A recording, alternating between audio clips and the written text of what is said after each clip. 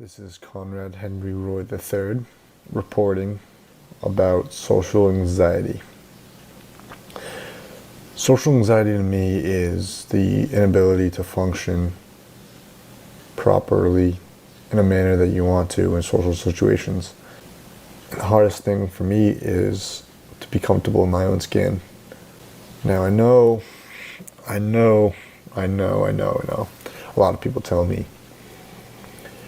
A lot of people tell me that I have a lot going for me. I have to be happy. Well, no, you don't have to be happy.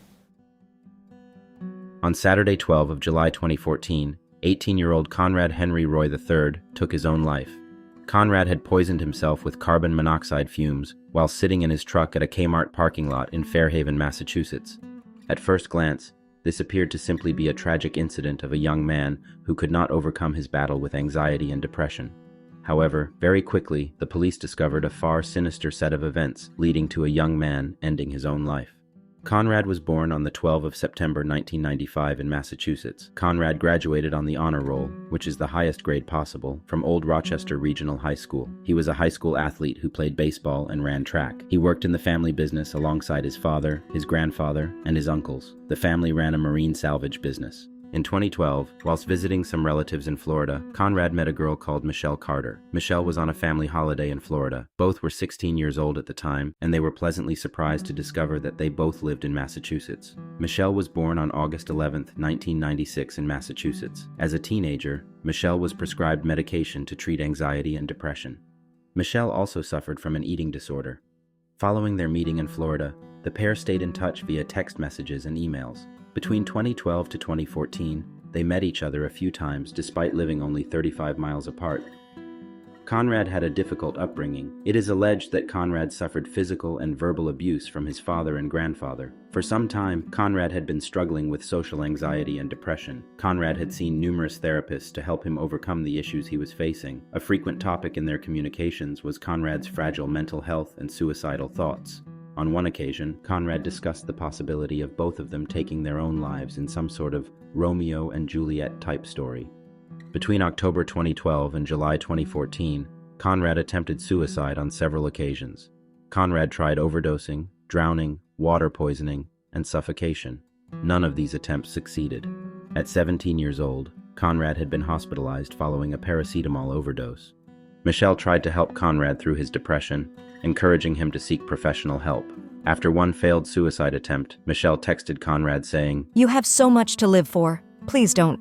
However, around July 2014, there appeared to be a change in Michelle. From supporting and helping Conrad, Michelle now started to encourage and advise Conrad on taking his own life. In the week leading up to Conrad's death, Michelle had sent him more than 1,000 text messages, encouraging Conrad to take his own life. When Conrad raised doubts on committing suicide and the impact this would have on his family, Michelle would quickly rebuff those ideas and downplay Conrad's genuine concerns. In the week leading up to Conrad's suicide, the pair exchanged the following set of text messages. I have a bad feeling that this is going to create a lot of depression between my parents and sisters. I think your parents know you're in a really bad place. I'm not saying they want you to do it, but I honestly feel like they can accept it. They know there's nothing they can do. They've tried helping. Everyone's tried. Everyone will be sad for a while, but they will get over it and move on. They won't be in depression. I won't let that happen. They know how sad you are, and they know that you're doing this to be happy, and I think they will understand and accept it. They'll always carry you in their hearts. I'm freaking out again. I thought you wanted to do this. You just need to do it. You can't keep living this way. I do want to, but I'm freaking for my family. I'll take care of them. As Conrad delayed his fate, Michelle started to get angry with Conrad. At one point, Michelle rebuked him via text. You better not be bullshitting me and saying you're gonna do this and then purposely get caught. Michelle also made Conrad promise to go ahead with the plans, to which Conrad replied, I promise, babe. On July 9, 2014, a few days before Conrad's death, Conrad purchased a water pump generator. He sent a photo of his purchase to Michelle. Carbon monoxide poisoning was going to be his chosen method of suicide. On the day of Conrad's death, Conrad and Michelle exchanged numerous text messages. Do you want to do it now? Is it too late? I'm gonna go back to sleep. Love you. I'll text you tomorrow. It's probably the best time now because everyone's sleeping. Just go somewhere in your truck. If you don't do it now, you're never gonna do it. At around 6:30 p.m. on July 12, 2014, Conrad decided to drive his truck to a local Kmart parking lot and started up the generator he purchased. With the windows wound up and the doors closed, the truck filled with carbon monoxide. Phone records showed that, as Conrad was in the process of taking his own life, he and Michelle were on the phone to each other. One call lasted 40 minutes, with a second call lasting over 30 minutes. There is no conclusive way of finding out what exactly Conrad and Michelle discussed. Conrad's body was found the next day, on 13 of July 2014. Before Conrad's body was discovered, Michelle, already knowing the fate of Conrad, had sent text messages to Conrad's sister and mother, asking whether they knew where Conrad was.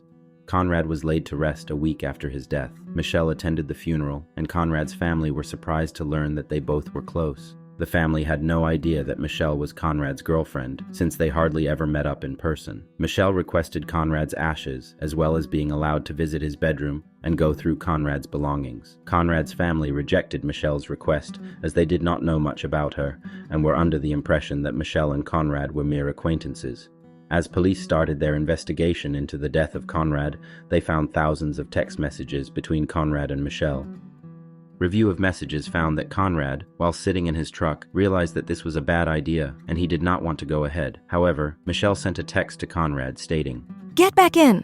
This was one of the most significant pieces of evidence that was used against Michelle. When police obtained Michelle's phone records, they also found that Michelle sent several text messages to her friends. She let her friends know that she was worried about Conrad after receiving a phone call from him whilst he was sitting in his truck. Michelle told her friends that she heard him moaning and in pain, as well as telling friends. "I think he killed himself." 2 months after Conrad's death, Michelle texted another classmate saying, "I could have stopped him.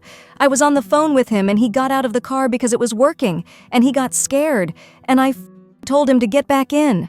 In February 2015, 7 months after Conrad's death, Michelle Carter was arrested on charges of assisting in suicide and involuntary manslaughter. Michelle's defense team attempted to have the charges dismissed based on the grounds of protective free speech under the First Amendment, as well as the fact that Conrad was already intent on committing suicide with or without Michelle's help. The judge denied the motion from the defense. In 2017, Michelle waived her right to a jury trial and was found guilty of involuntary manslaughter. Michelle was eventually sentenced to a 15-month prison sentence, followed by a 2.5-term suspended and 5 years probation. In January 2020, Michelle was released from prison, 3 months early due to good behavior. This case raised debate over criminal responsibility and the protected rights around freedom of speech. Could an individual be held criminally liable for expressing words? Whilst many people criticized Michelle Carter's actions and firmly put the blame on her for causing Conrad's death, others sympathized with Michelle. Many point to the deeply toxic relationship between Conrad and Michelle, and the fact that it was Conrad who had attempted several suicide attempts while Michelle initially urged him to seek help. It was Conrad who also suggested the two should be like Romeo and Juliet and take their lives. Michelle, who was also suffering from her own mental health issues and eating disorder, may have believed that she could relate to the pain Conrad was going through, and her encouraging Conrad to take his life was, in a weird way, Michelle's genuine attempts at relieving Conrad's pain and suffering. No matter which side of the argument you sit on, this was a tragic situation. One person lost their life, and the other has negatively impacted the rest of their life. If you are suffering from any mental health issues, please try and get help. Please do me a favor and subscribe. I am working on other similar interesting videos for you all.